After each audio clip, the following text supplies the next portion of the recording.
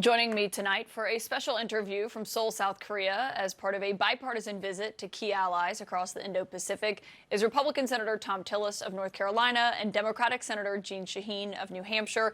And we've had each of you on the show. It's great to have both of you together. And Senator Shaheen, just can I ask you, given you're over there, you've been speaking with officials on the ground, and when you hear the president say it is easy, he believes, for places like South Korea to take back the Strait of Hormuz, is that something that they agree with on the ground?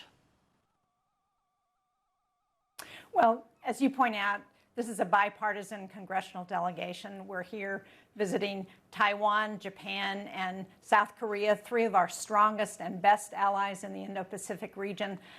It's very important for us to be here at this time. There is concern here about the impact of the Iran war and what it means for their energy use. They're seeing energy costs go up. They're concerned about access to energy. And they have been some of our strongest allies. But unfortunately, this war started as the result of our actions with Israel. And we did not consult these allies. So they are interested in working with us. But I think the idea that they're going to open the straits is not going to happen.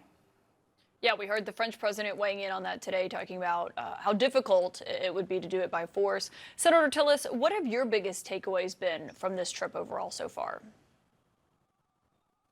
Well, number one, the populations of Taiwan, Japan, and Seoul are solidly pro-American, and they're pro-American alliance. They understand the threat that China poses to the region and to the United States and really to the world. They are looking for every opportunity to work with us, and they are experiencing some of the effects of the engagement in Iran. And I agree that ultimately the countries that rely so much on the Strait of Hormuz have to help secure it, but it's very difficult to ask them to do that when you've just made an announcement that you're going to intensify operations for the next 3 weeks. So I would ask the administration to get with the leaders of these other countries and figure out what that transition looks like so that we're hearing here. We actually are in Seoul right now. Yesterday, the president presented to their legislature an emergency plan to deal with some of the economic impacts that the closing of the Strait of Hormuz has caused. So we owe them, our allies, I think, an investment in how we actually transition to that becoming open again, and we've got to be a part of it. We simply can't say it's their problem. It's founded on an event that we rightfully made. I think going into Iran was a good decision, but we also have to understand that it has an effect on our allies, and we owe it to them to sort it out. Senator Shaheen, do you agree that this war can't end without figuring out who's in control of the Strait of Hormuz first? I do. I think, unfortunately, what we've seen as the result of the war, and Senator Tillis and I think are agreed that taking out the Ayatollah, nobody's going to cry about that. And the terrorism that Iran has fostered across the Middle East and the world really is something that needs to be addressed.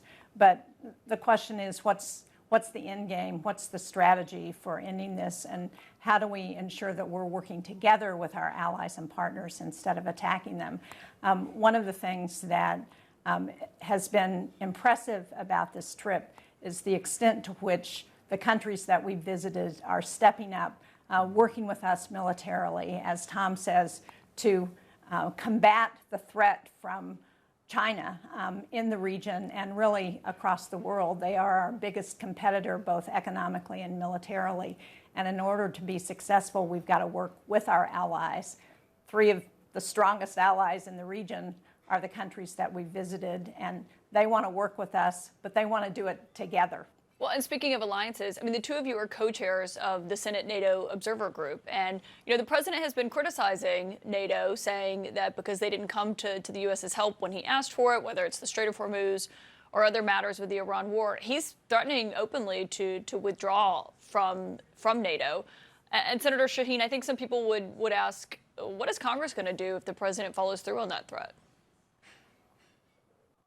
Well, Congress passed a law in the first Trump administration when the president was talking about withdrawing from NATO that said he can't do that without support from Congress. There is strong bipartisan support in Congress for NATO. It's been the most successful military alliance in modern history.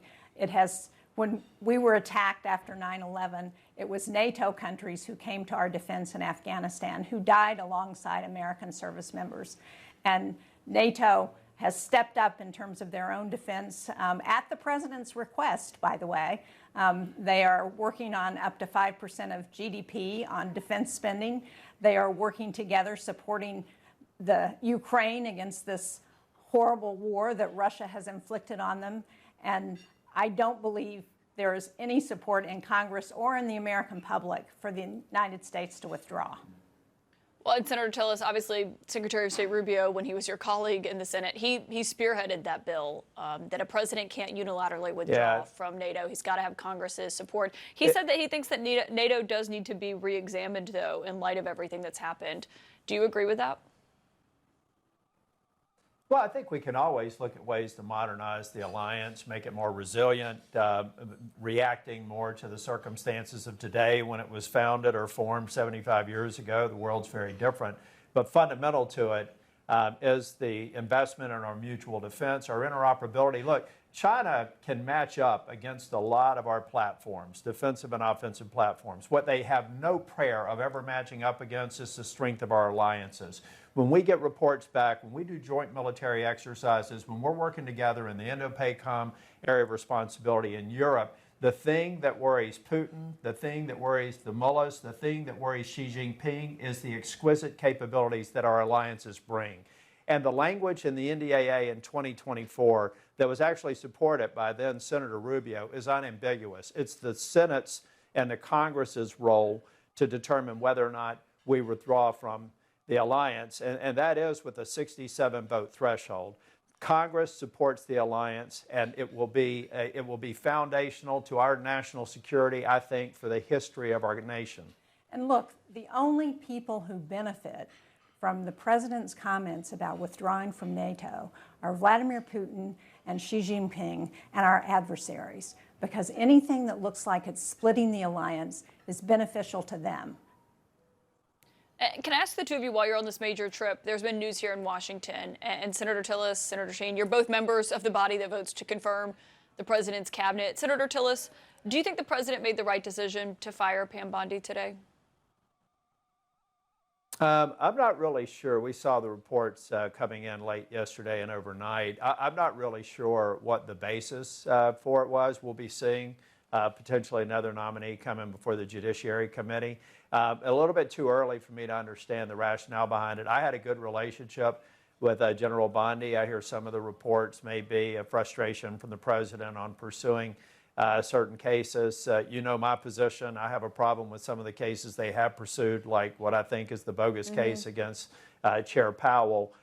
So if it's founded in that sort of frustration, I'd have to respectfully disagree with the president. If there are other facts related to other matters that I haven't seen reported, I'll reserve judgment.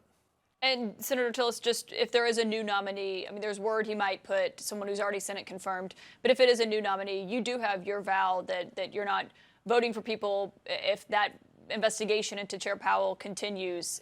Is that something that you'd want to hear from the new nominee, that they would drop that investigation? Well, there's two pieces. One is the investigation of Jerome Powell. There will not be another Fed chair confirmed until that's disposed of, or until, for the first time since the allegations were made public, they can actually prove there's even a scintilla of criminal activity. We have 7 Republican members of the Banking Committee saying there wasn't.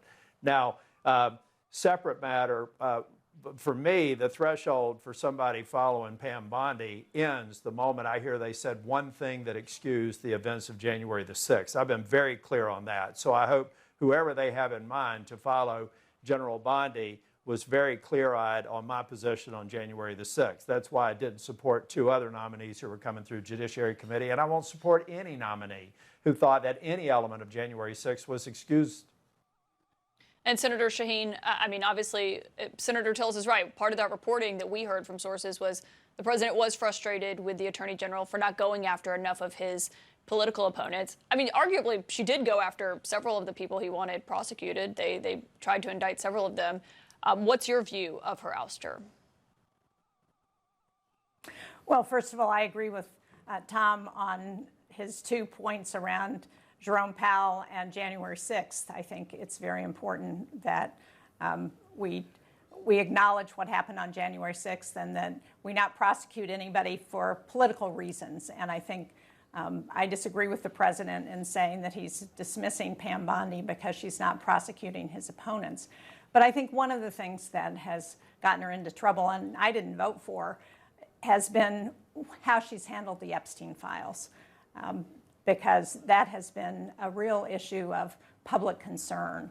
And frankly, she said she had all the files, she was going to release them, and she released them in pieces with major names and issues redacted from them, and no real commitment to go after the people who were responsible for sexually assaulting dozens, probably hundreds of girls.